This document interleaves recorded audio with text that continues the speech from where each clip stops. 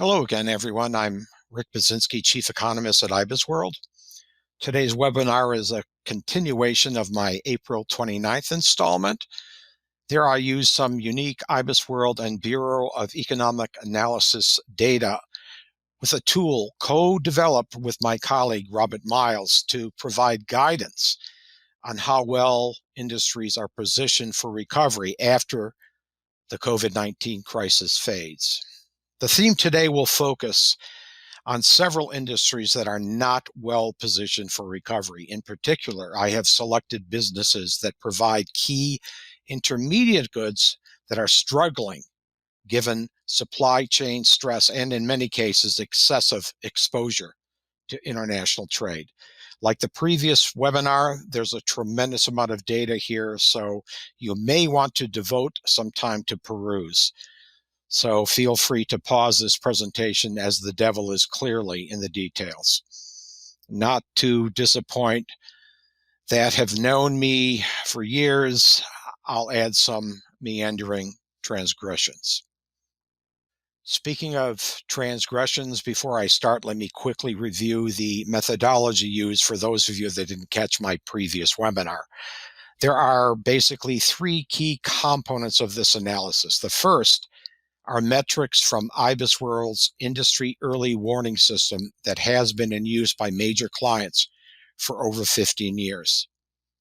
The second uses industry revenue data warehoused by IBISWorld. The third uses BEA industry data and their industry definitions. These three are combined into three key metrics: an industry volatility metric, a key risk trend prior to the COVID-19 crisis, and a calculation of the compound annual revenue growth rate during the last cycle.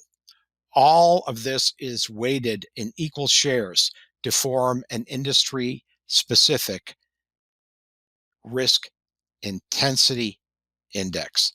This is an index useful in determining the relative risk positioning of an industry as we await a recovery. Let me reintroduce some BEA data from my last webinar.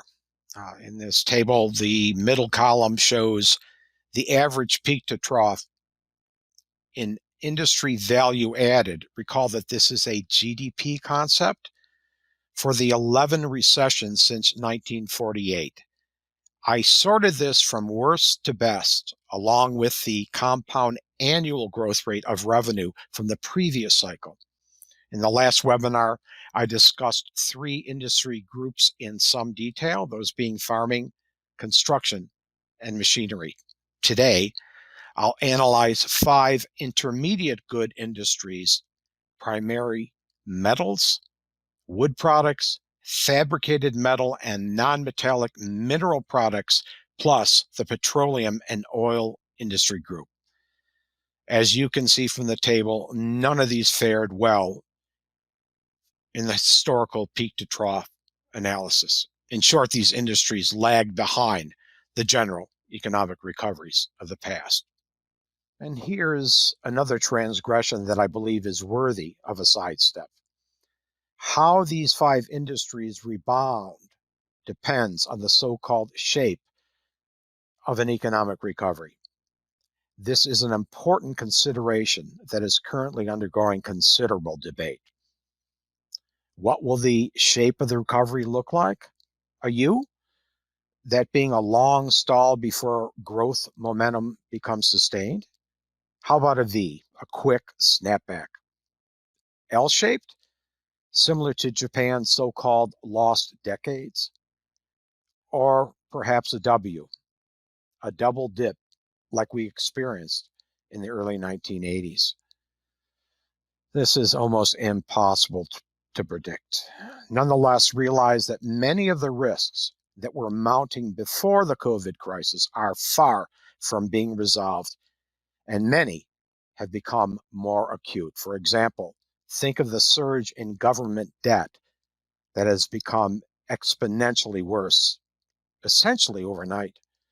That, compounded by the chance of a second virus wave, suggests, to me, a double dip. I really don't know. Nonetheless, the shape will vary region by region and industry by industry. So we'll likely see a bunch of U's, L's, V's, and I think many W's. And believe it or not, more than 10 years ago, I wrote an article on the shape of things to come. And where do we go from here? That is finding lending opportunities when the economy recovers.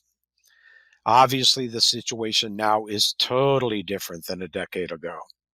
You might still be interested in checking out this piece to see how different our world is now. We include a link to that article. So let's move on to entertain the 5 industry groups on our agenda today, starting with primary metals.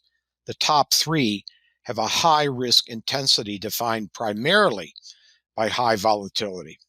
Although iron, steel, and aluminum are moderately risky by our measures, be careful. They are historically volatile businesses and are subject to renewed trade tensions even after the COVID crisis begins to wane. Incidentally, non-ferrous metal refiners are heavily exposed to trade tensions. As for the wood products industry, it lives in a highly volatile environment, rendering their future performance very tricky to predict. This obviously increases their risk going forward. The industry, however, is far less exposed to trade than metal products, the exception being wood product manufacturing. 3 of these industries were experiencing increasing risks before the current crisis, namely millwork, prefab homes, and wood product manufacturers. As for wood pallets manufacturers, their primary end market are wholesalers like drugs, cosmetics, groceries, and soft drinks. Thus, I expect these should slowly recover after social distancing restrictions are relaxed, particularly items that are necessities.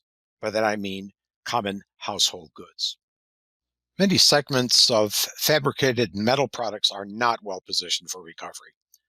The highest risk segments, again, are notoriously volatile, so be careful.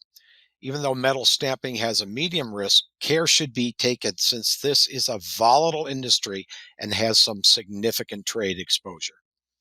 Others with relatively heavy trade-related risks include hand tools, boiler, heat exchangers, wire and spring, and valve manufacturers. Let's turn briefly to non-metallic mineral products. Here's a short list. Note that all are driven by the construction industry that I discussed last week, not in glowing terms. Most are highly volatile, many ill-positioned with increasing risk even before the COVID crisis. A few are exposed to trade risks, especially ceramics and glass products. And finally, what about the petroleum industry? Recall what I said in my April 24th podcast. Record high oil inventories have stressed storage facilities, and with very weak global demand, energy prices will probably remain not only historically low, but volatile. And despite huge achievements in recent years in America's energy production, the oil patch will continue to suffer long after the end of the current crisis. The big players in petroleum refining are facing major challenges. Just read your daily newspaper. These include Marathon Petroleum, ExxonMobil, Phillips 66, Chevron, and BP. But these big boys have the financial girth and probably the political clout to survive. The worry is the harbinger of the dozens of fracking oil and gas producers that went bankrupt last year. And many more are heavily in debt and have issued junk-rated bonds. Plus, consider the many oil and gas field service businesses that are moribund. Well, that's it for today's episode. Hope to see you in the next edition that will be posted in a couple of days. Stay safe and Godspeed.